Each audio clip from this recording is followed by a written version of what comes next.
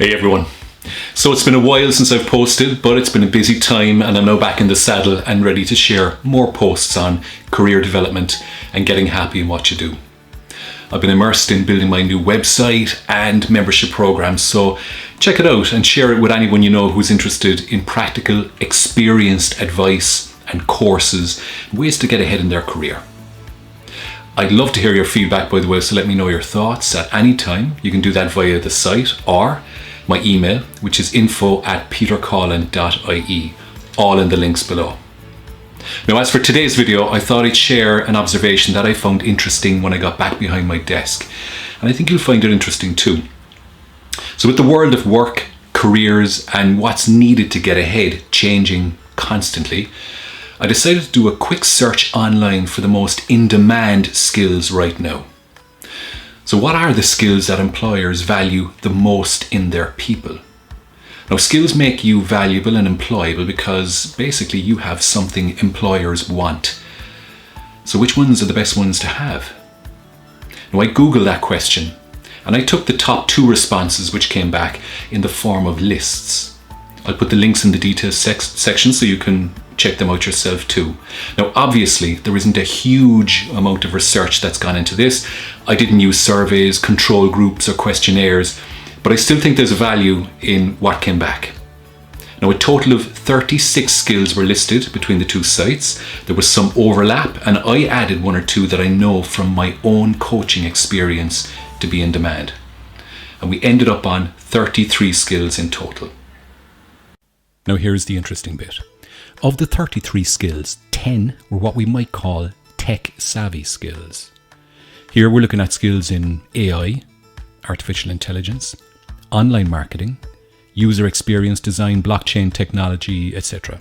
Now, these are all heavily weighted in the direction of digital technology and your ability to use or deploy computer-based knowledge or skills. The next 3 skills were, at least in my mind, quite random. They're crisis management or risk management, digital journalism, and translation skills. So while the first set of skills relate to the digital age, the second relate quite closely to the global world we see evolving more and more. Now, crisis management is an obvious one, as many businesses have been badly burned during the pandemic and know they want to shore up on those skills, while online journalism reflects the move away from traditional paper-based newspapers and even TV to how we consume news today. And that's on our phones or tablets or laptops. Now, finally, translation skills show the demand for language skills, again, in an increasingly globalized world of borderless trade and services. Now, of all these skills so far are what we might think of as core, marketable skills that can be listed on a resume. You can train for them or you can do a course and add them to your list. Let's say they're sellable skills that will get you a job. The remaining 20 relate directly to your personal skill set, outside of what you're directly employed to do. That is, these remaining 20 skills are much more about how you as a person interact with your colleagues and perform on the job. They're about your own inherent skill set and your personality. That is what you can bring in performing consistently well and in going above and beyond what you're employed to do. That is, these are the skill sets that make you stand out and that employers really want in their people.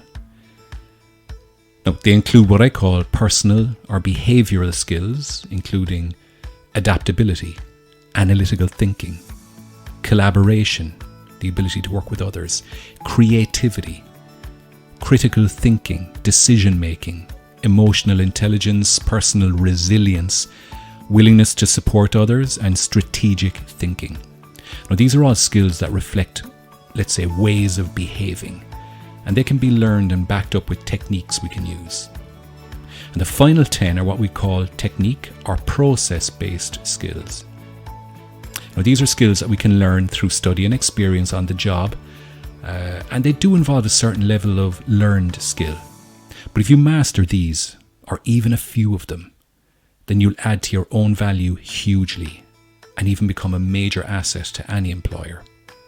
And this list includes conflict resolution, negotiation, people management, persuasion or influencing skills, problem solving, effective remote working, sales leadership, time management, verbal communication, and written communication. Now, some of these sound like a basic. Communication skills, for example. But others are highly sought after, and some people even make careers from them. Take, for example, conflict resolution specialists.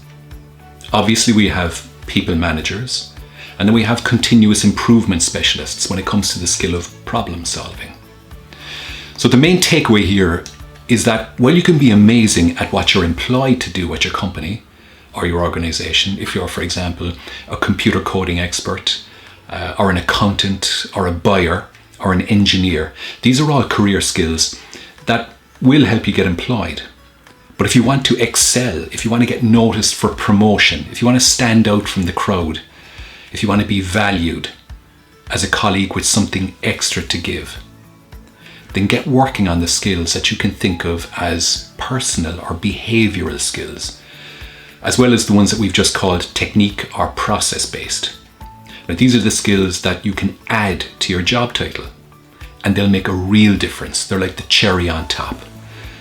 So in the end, there's a huge emphasis on personal development and not just tactical knowledge when it comes to getting ahead in the workplace. If you work on these skills, the rewards will come. There's no doubt. Now, if you like this video, please like, share, and subscribe, and check out the website for much more.